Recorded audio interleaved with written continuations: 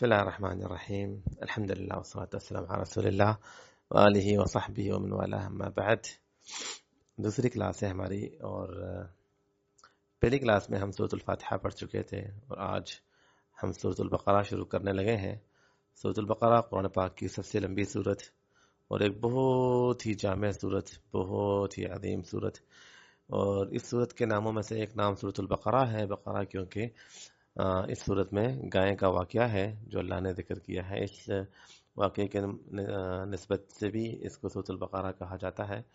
اور اسی طریقے سے اس صورت کے ناموں میں سے ایک نام سورۃ الزہراء الزہراء بھی ہے، کیونکہ اللہ کے رسول نے فرمایا اقرأوا الزہراوین، دونوں پھولوں کو، زہراء کہتے ہیں پھول کو، دونوں پھولوں کو پڑھا کرو، اس لیے اس صورت کو سورۃ الزہراء بھی کہتے ہیں، پھول والی صورت، یہ پھول والی صورت بھی ہے، اور بہت عظیم صورت ہے، اور ایک بالکل ہی ایک منفرد صورت ہے اس لحاظ سے۔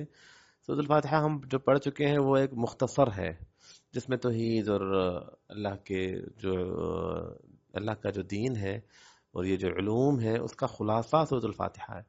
تو سورۃ البقرہ ایک تفصیلی صورت ہے، جو سورۃ الفاتحہ جو خلاصہ ہے نا، اس کو تفصیل سے پڑھے تو سورۃ البقرہ آپ کو پڑھنی ہوگی۔ جو باتیں سورۃ الفاتحہ میں بتائی گئی ہیں نا شارٹ کٹ میں، اگر آپ نے اس کو ڈیٹیلز میں پڑھنا ہے نا تو سورۃ البقرہ پڑھیں۔ سب سے پہلے ہم سورۃ الفاتحہ میں اللہ کے حمد، ربوبیت اور اللہ کی رحمت اور مالک یوم الدین تک ہم پڑھ چکے ہیں۔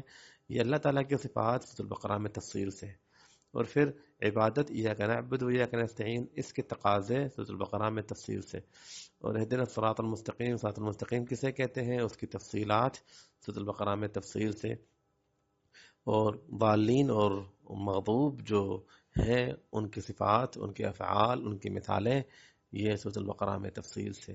تو سورۃ البقرہ سورۃ الفاتحہ کی تفصیل ہے، تفسیر نہیں، تفصیل مطلب ڈیٹیلز میں، یہ سورت ڈیٹیلز میں، ٹھیک ہے۔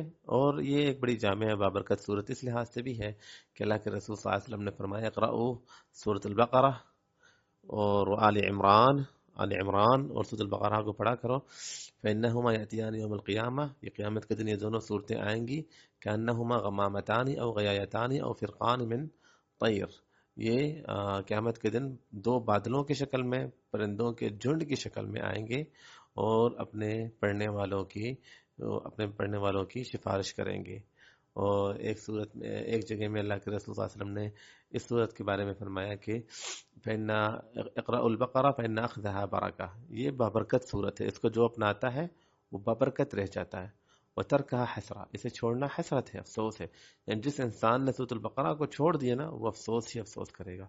ولا يستطيع البطل، اور بطلہ سے مراد جادو اس صورت پہ غالب نہیں آ سکتا، یہ جادو کا توڑ ہے، یہ صورت بڑے سے بڑا جادو ہو، یہ صورت اس کا علاج ہے، اور ایک عظیم علاج ہے جو اللہ کے رسول صلی اللہ علیہ وسلم نے ہمیں سکھایا ہے۔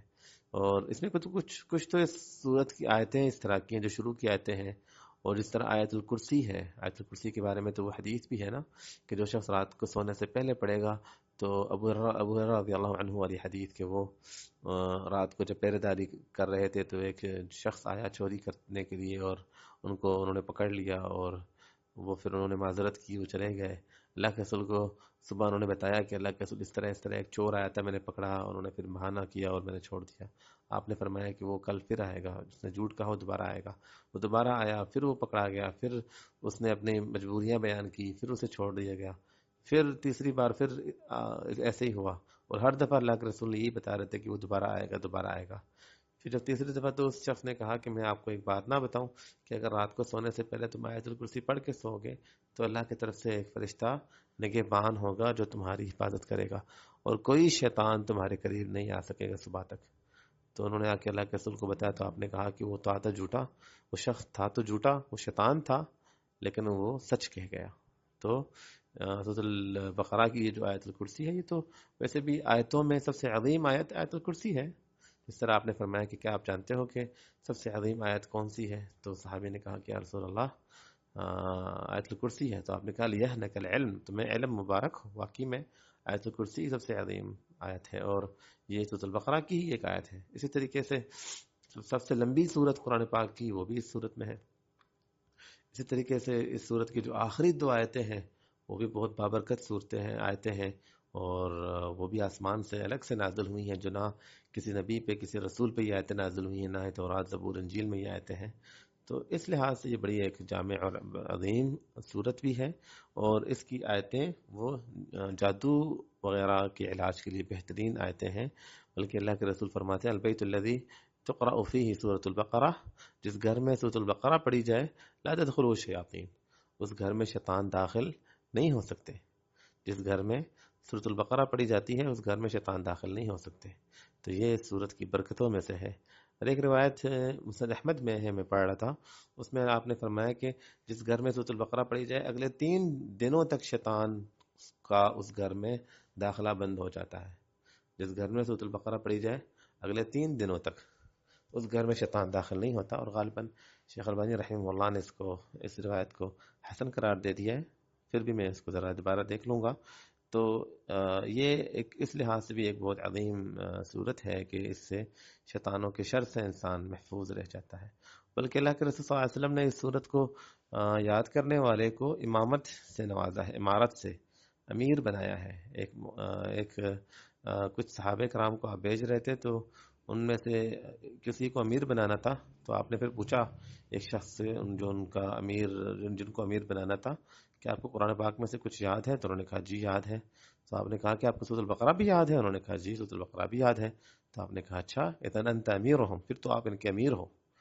تو وہ سورۃ البقرہ کو خاص کر کے پوچھا اس لیے گیا کیونکہ یہ سورت اتنے مسائل، اتنے فوائد، اتنے علم، اتنے نکات، اتنے حکمت کی باتیں، اتنی نصیحتیں، اتنی جامع چیزیں، اتنے اصلاح کی باتیں اس صورت میں ہیں کہ اگر انسان تفسیر کے ساتھ اس صورت کو پڑھ لے، سمجھ لے، اس کو اپنا لے، تو علم کا ایک بہت بڑا ذخیرہ انسان اپنا لیتا ہے، اور بہت سارے خیر اور رحمتوں سے انسان جو ہے نا وہ مالا مال ہو جاتا ہے۔